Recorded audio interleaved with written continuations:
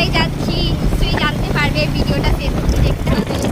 আমার বর গাড়ি চালাচ্ছে। আর হ্যালো এভরিওয়ান, সবাই কেমন আছো? আশা করি সবাই খুব ভালো আছো, আর আমিও ভালো আছি।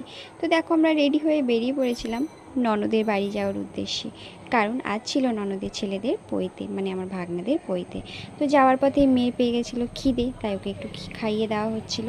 তারপরে দেখো অনেকটাই যেতে যেতে যেহেতু দেরি হয়ে গেছিলো, তো এই যে দেখো আমরা পৌঁছে গেছি। আর যা নিয়ম সেগুলো সব হচ্ছিল। তো এই যে দেখো সব নিয়ম হচ্ছিল।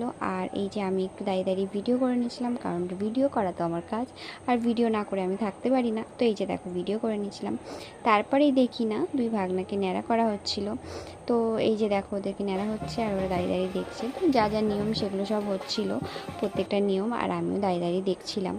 তো এই যে দেখো সব নিয়ম হওয়ার পরে, আর এই যে আমার বড় ওখানে ছিল, এই যে দেখো তাদের